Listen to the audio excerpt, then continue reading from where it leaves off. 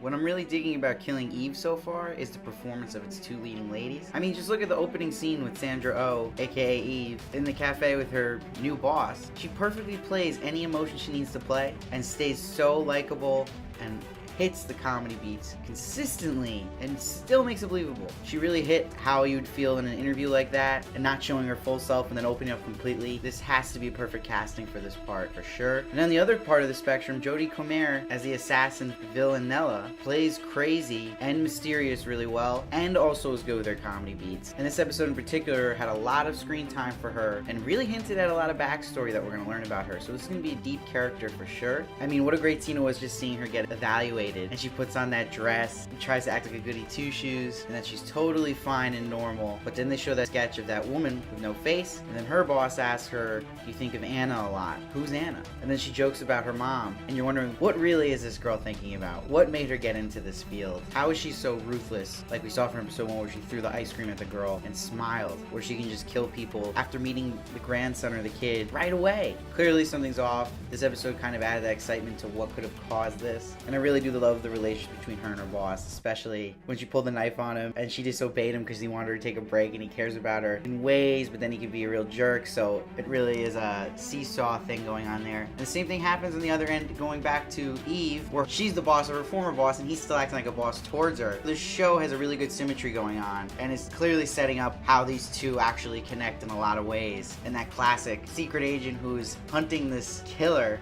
but admiring their work. And when she pulls her hair down, she then remembers who she saw in the hospital that day. But there's also a part of her too who really likes this way of rebellion and having her hair down. So she can relate to this assassin in some ways, and we'll see if that goes back from the assassin towards how Eve is. Really like that perfume kill in this episode, probably my favorite scene, and it really showed how Villanelle is also a master manipulator and can play really so many different characters, and how she's acting like the fan of this designer, and then just kills her with what's caused her so much joy in her life and success, perfume. I'm loving this show so far. It's tight-knit, there's no boring scene here, it's quick.